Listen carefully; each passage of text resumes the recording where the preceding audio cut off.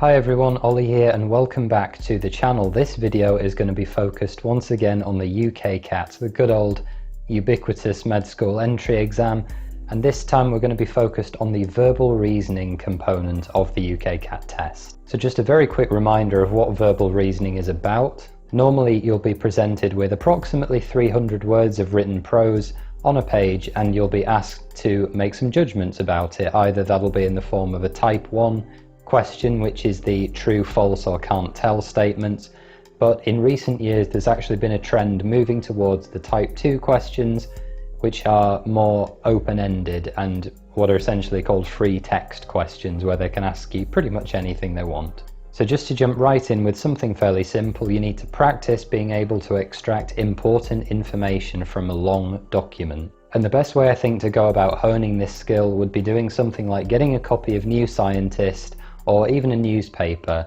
pick one article that's about that 200 to 300 word length, read through it as quickly as you can, close it, and then write down a list of all the important points that you can remember. Use bullet points or some format if it helps you. But the really key thing to note with regards to this is do not get hung up on reading the entire passage, because that is how you lose at the verbal reasoning section.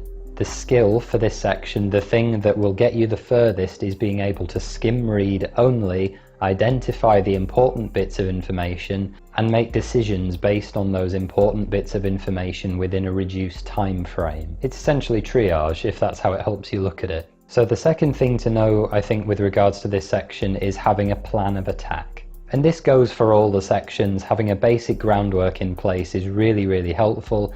And for VR, I think that strategy is skim reading, as we said before, finding those important bits of information, and then remembering geographically, at least this is what I did, where they sit on the page. The idea being that if a question comes up on one of those bits of key information, I know where it sits in space and I'm able to jump back to it quickly. I don't have to reread the entire paragraph searching for it. So just once again, on your first read through, skim as quickly as you can, but make a note of where everything sits on the page. Then when you get asked a question about one of those bits, you know where it is, jump back to it immediately, and then read in more depth that sentence and the two adjacent to it. So the sentence or a couple of sentences before it and the one or two after it, and then you're focusing your in-depth reading on only the important bits. Now this section's a little bit more difficult to explain, but it would be being wary of anything that uses conditional terms, because it's a super easy, almost trick question to ask you. If the passage were to say something like, Dr. Samantha Jones, who is an astrophysicist at CERN, she says, it is highly likely that this particle will appear in this experiment that we've been running. And again, I think it sounds slightly odd for me to point it out, because it sounds simple, but under time pressure we make mistakes.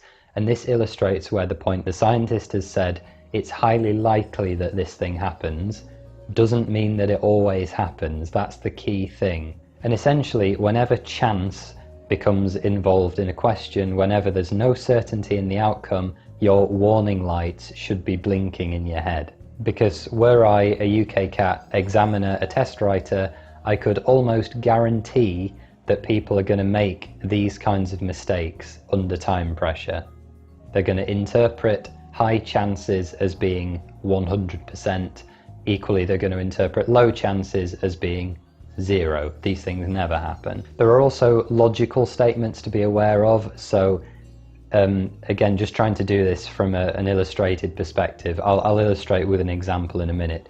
But if a statement is formatted as if X, then Y, it does not immediately follow that if Y, then X, or Y, therefore X. So just to put that into an example, let's say that we're looking at a farm and foxes are known to kill chickens. If the foxes kill chickens, then the number of chickens goes down. That's simple enough. But what that obviously doesn't mean is if the number of chickens goes down, that it was necessarily the foxes that ate them, or that there are even foxes there at all. Essentially, this comes down to what is, I think, the ultimate key point for the verbal reasoning section is do not make assumptions. You are only allowed to use the evidence that is there in the text. And that moves us very nicely onto what is going to be the final point for this video, which is never use your own knowledge. This is something that I was certainly guilty of when I started practicing for the UKCAT, because I like to think that I have quite a wide general knowledge base, as I'm sure that many people who are applying to medical school will do.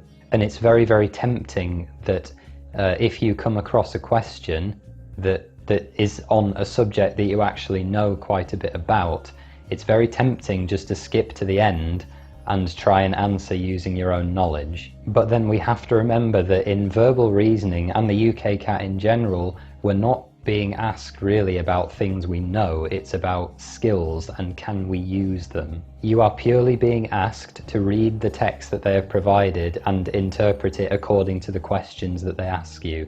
Literally nothing else. One way you could think about it is pretending that you're a lawyer.